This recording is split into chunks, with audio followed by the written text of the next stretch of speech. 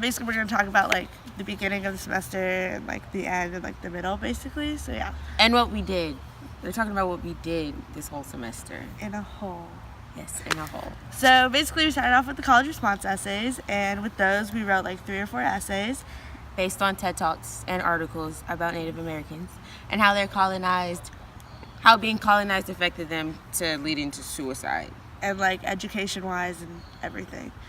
And, basically, those college response essays, like, were important to us because, like Ms. Graybill said, you write a lot of them in college.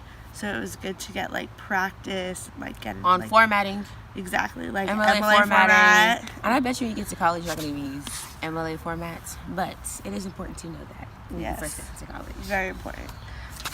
Also, we did the spoken word, and the spoken word we mostly, like, TP casted, like, different poems, different songs, and, like, learned how to do that. And that helps a lot in life because you get to, like, learn how to, like, analyze different things and, like, know the meaning stuff. of a poem. Because I did my TP cast on Maya Angelou's poem.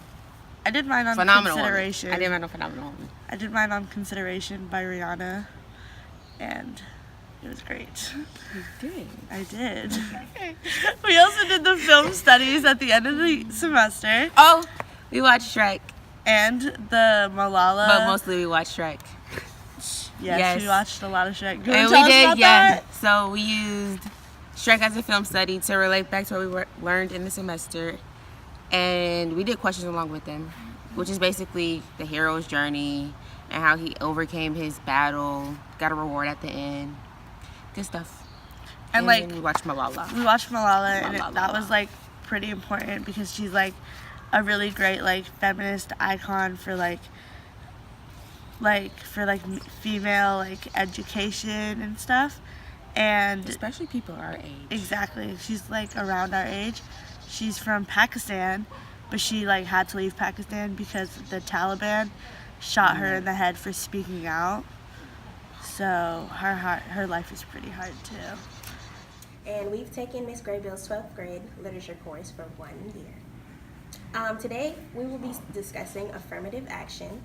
Affirmative action is a policy in which an individual's color, race, sex, religion, or natural origin are taken into account by a business or the government in order to increase the opportunities provided to an underrepresented part of society.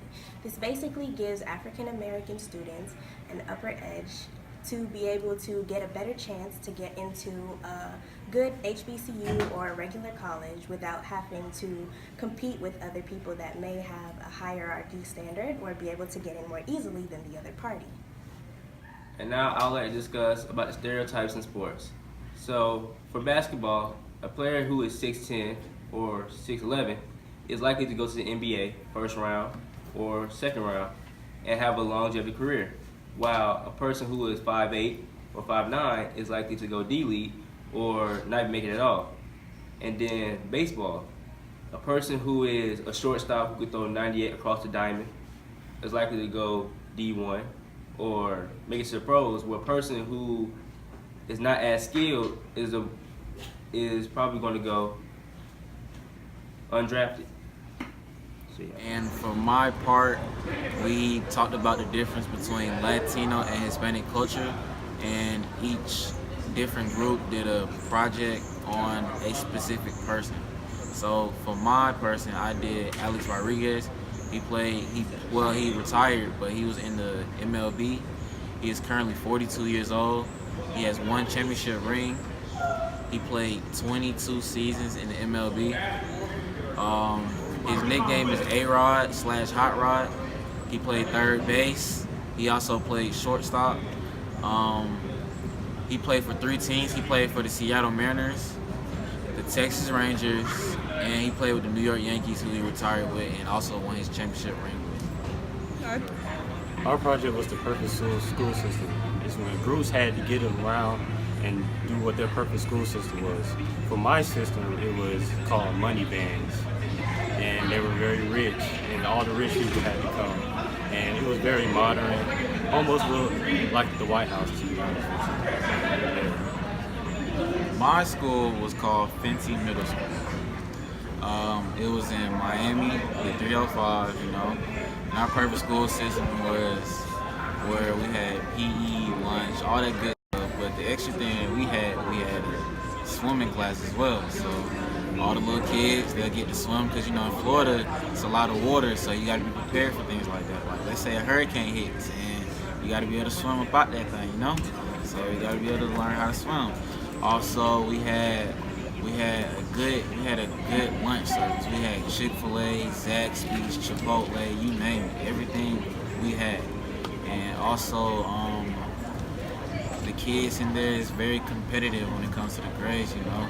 Whoever got the highest grade, they would get a toy. Whoever got the lowest, they wouldn't get a toy. That's the difference. And, yeah. Bye, guys.